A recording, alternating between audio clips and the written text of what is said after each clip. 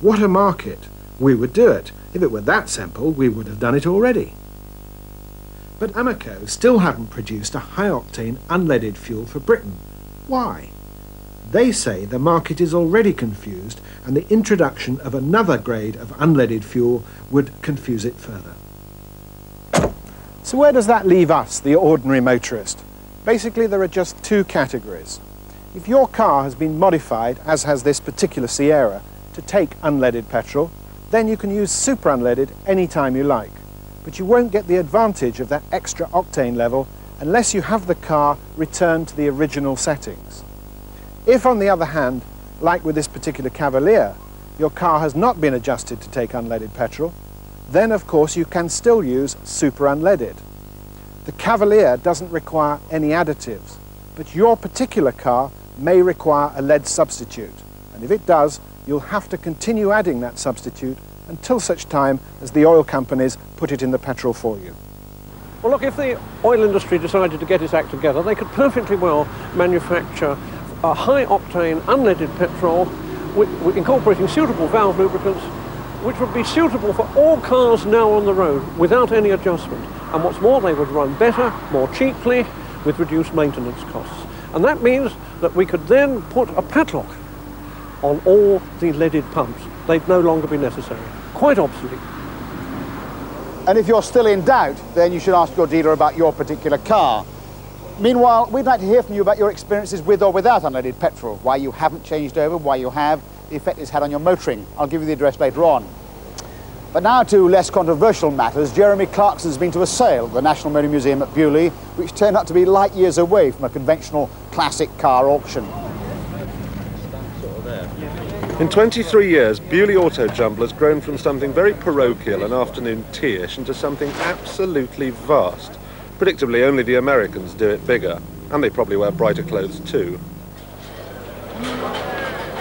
Over 45,000 people are going to come here this weekend. Traders, enthusiasts, junk hunters, eccentrics, and of course the inevitable cowboys. It's reckoned that over £3 million is going to change hands. An auto jumble is somewhere people come to buy and sell and swap anything to do with motoring. That means pretty well everything from a Sunbeam track rod end to a fully restored Mark II Jaguar. This is a Jaguar that is restored in New Zealand. They're built to order. It's about a 6 months delivery period. And they're quite a lot cheaper than the English restored equivalent cars. But it's not only cars. It's amazing. Sometimes they turn up in a box, all in pieces, rusty, and they finish up like that beautiful Rover there. You see, that was rebuilt, and they are so, you can't believe it when you see how rusty they can be and how beautiful they finish. People are trying to sell vintage cars and veteran cars and cars that people hope one day will be classics, and what on earth is this? It's a Marina. Explain. It certainly is.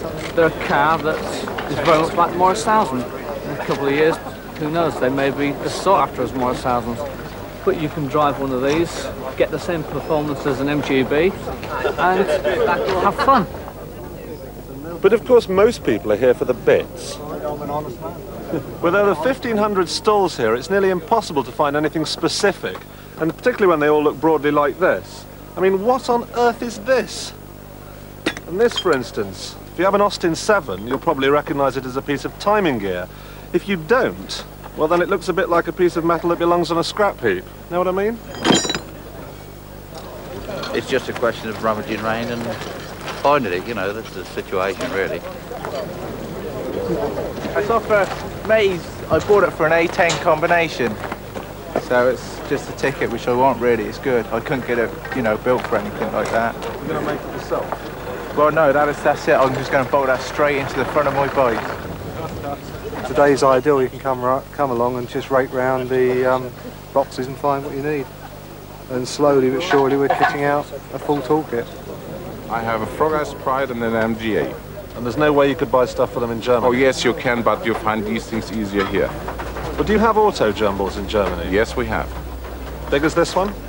Not as big as this one, and the atmosphere is not as good as here.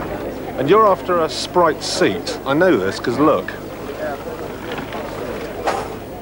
It seems to me that some of these prices are a result of dealers selling to each other.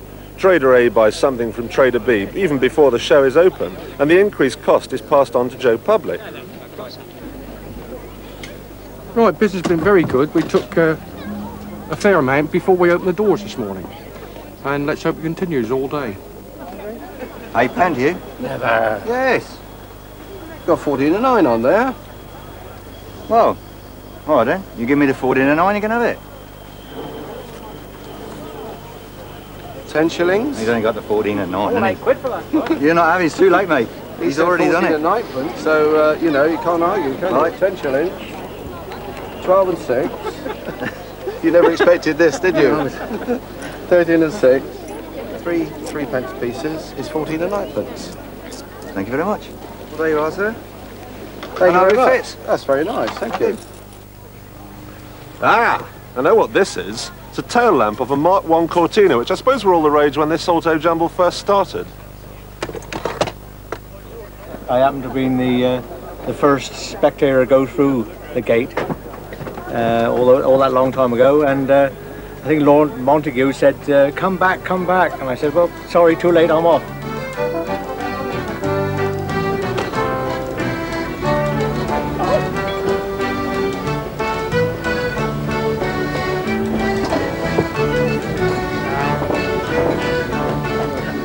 Now all I wanted was an Alfa Romeo windscreen wiper. Did I get one?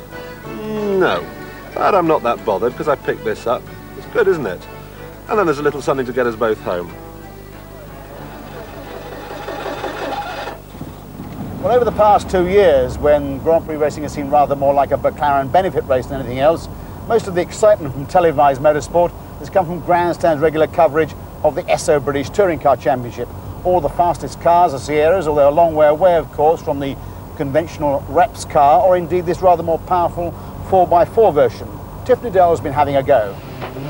Tiffany Dell, ex-Grand Prix driver, into the Sierra, out of the pit lane, into the race.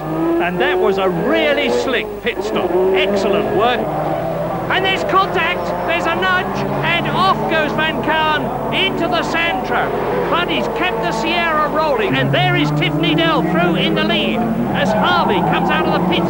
Soper takes Jones, and there's contact between Pinckney and Smith, and Soper. Every man's dream, taking the checkered flag.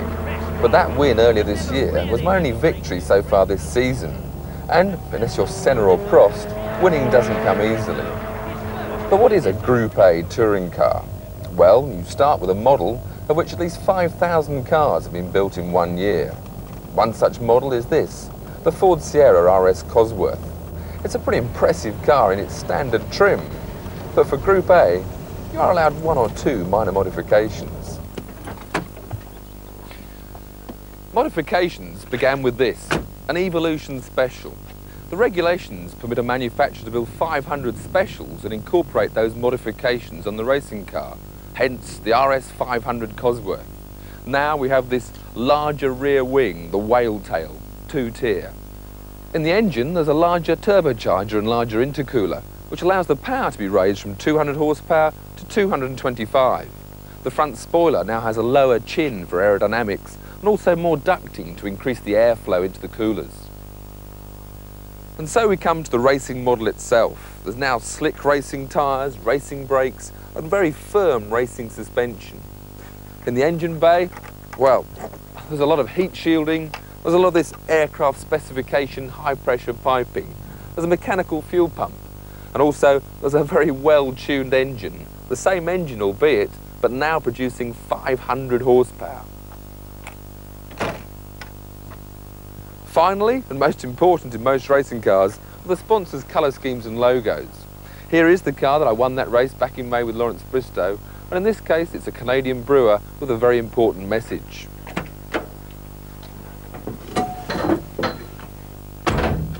Inside, all the trim is stripped out, the massive rollover cage for safety, the piping laid inside for protection.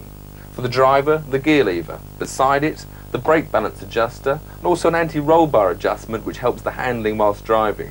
The racing seat holding the driver firmly in place, and straight ahead the steering wheel. Now what else do we need? Ah, That's better. Now, let's see what it's like.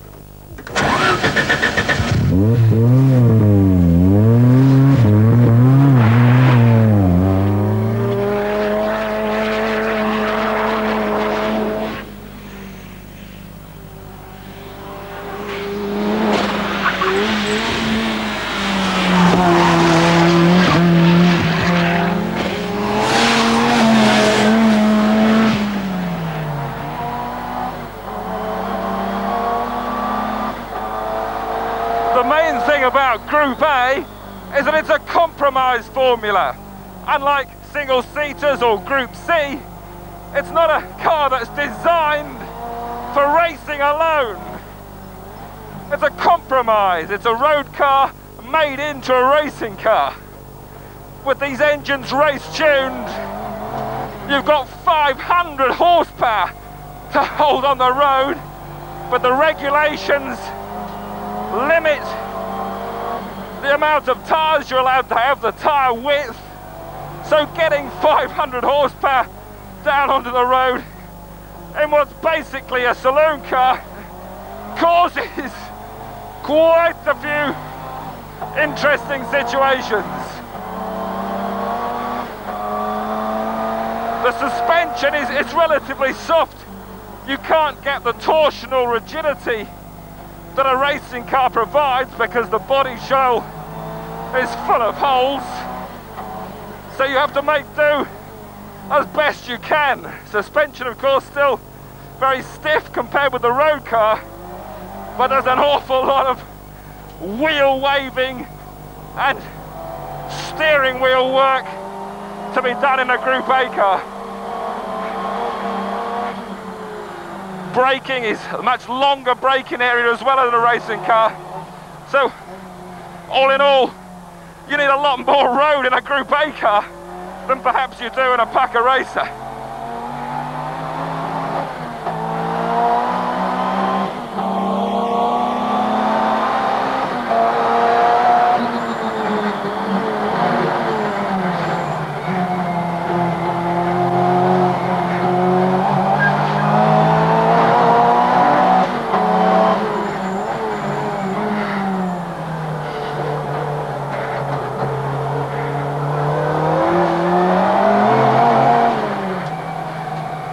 Tending to understeer into the corners and then snapping to oversteer when the brute power of 500 horsepower is applied.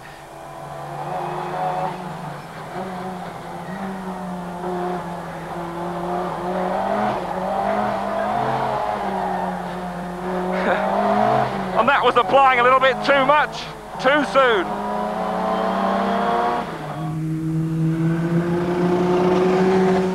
Well, that's all for this week. Now, if you'd like to share your reactions to Unleaded Petrol with us, please write to us at Top Gear, BBC Pebble Mill, Birmingham, B57QQ, and please mark your envelopes lead.